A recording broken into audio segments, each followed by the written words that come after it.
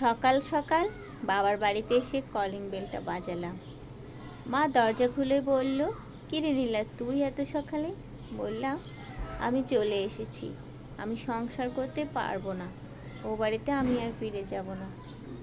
মা বলল, ঠিক আছে চলে আয়, তোকে তো আমরা আগেই বলেছি সংসার ভালো না লাগলে তোর জন্য দরজা সব সময় খোলা। তো জামাইকে নিয়ে আসিস নাই, জিনিসপত্র আনিস নাই? আমি বললাম, না মা, কিচ্ছু আনি নাই, আমি একাই চলে এসেছি।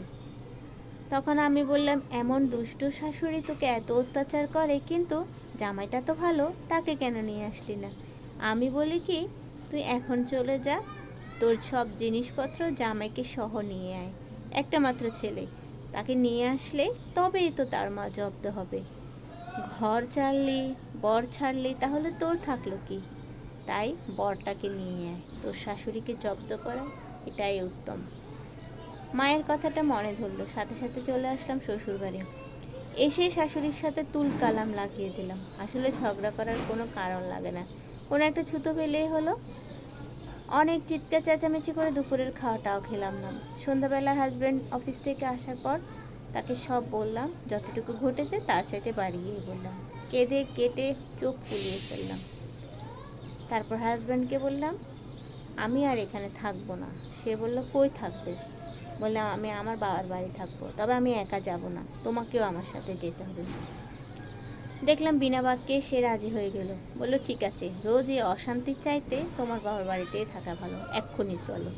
আমরা বের হয়ে গেলাম।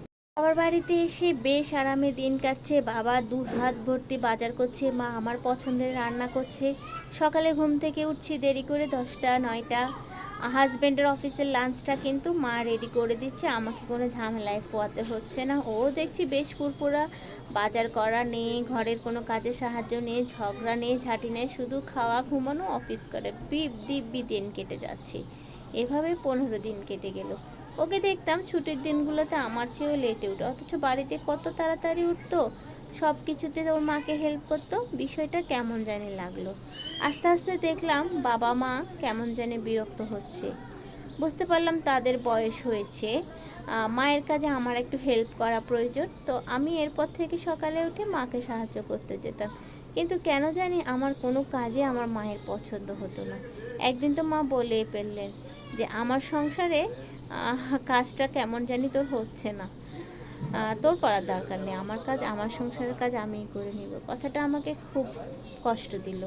পরে চিন্তা করে দেখলাম, আসলে তো এটা তো আমার মায়ের সংসার। এত বছর পরেও মেয়েকে যদি আমার মা তার সংসারের দায়িত্ব না দিতে পারে, তাহলে আমার শাশুড়ি কেন দিবে?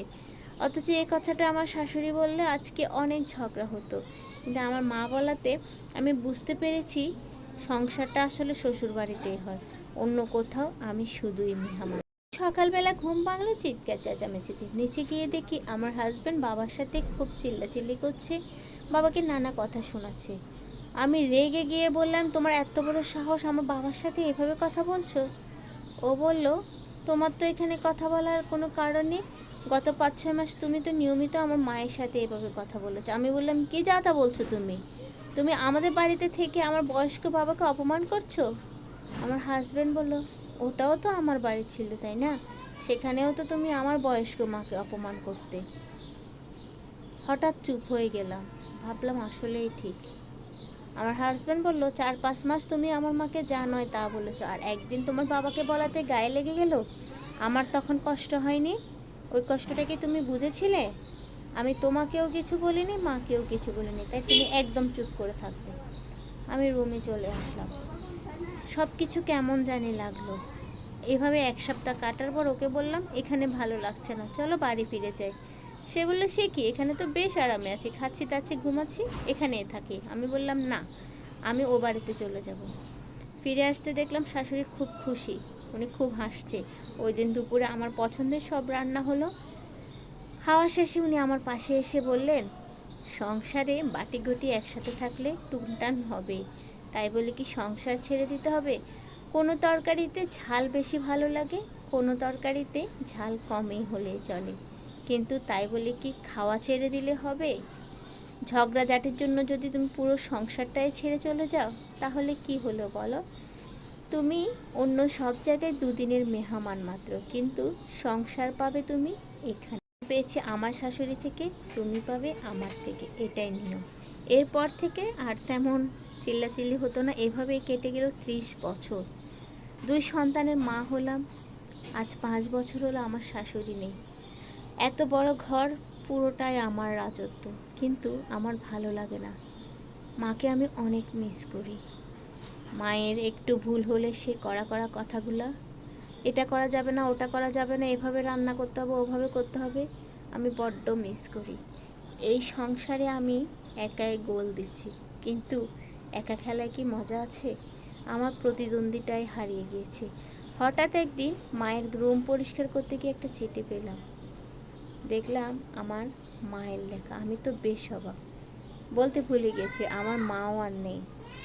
লিখলো, বেআইন, আপনার কথা মতোই সব করেছি। জানি না আমার উড়নচণ্ডী মেয়েকে সংসারী করতে পারবো কিনা। আপনার কথা মতো ওকে বলে দিয়েছি আমার বাড়িতে চলে আসতে ছেলেকে নিয়ে। সে চলে এসেছে এবং আপনি যেভাবে বলে দিয়েছেন আমি সব ওভাবেই করছি। আশা করছি এবার তার শিখতে হবে। মনে পড়ে গেল 30 বছর আগের ঘটনা, আমার সেই ভুলগুলো। পরে বুঝতে পারলাম কেন আমার মা বাবা আমার সাথে এমন করেছে, আর আমার শাশুড়িয়ে কেন আমার ফিরে আসাতে বড্ড মনে পড়ছে সেই দিনগুলো। শাশুড়ির মুচকি হাসিটা এখনও চোখে ভাসছে, সব বুঝতে পারছি। অথচ ওই 2টা মানুষ আজ পৃথিবীতে নেই, বড্ড কষ্ট লাগছে। আসলে সংসার নামক পৃথিবীতে বউ শাশুড়ি কেউ কারো আপন হয় না। বউ যেমন শাশুড়িকে নিয়ে বদনাম করে, শাশুড়িও তেমন করে। কিন্তু শাশুড়ি ছাড়া এই সংসারটা বড্ড একা, বড্ড খালি মনে হয়, তাই না? জানি আমাদের সবার জীবনে কিন্তু এমন, আমাদের মেয়েদের জীবনটাই এমন। মেয়েরাই একমাত্র পারে নিজের সব আপনজন ছেড়ে নতুন আপনজন গড়ে নিতে। ভিডিওটা কেমন লেগেছে কমেন্ট করে জানাতে ভুলবেন না। এমন ভিডিও পেতে আমার পেজের সাথে থাকুন। আজকের মতো বিদায় নিয়ে নিচ্ছি। আল্লাহ হাফেজ, আসসালামু আলাইকুম।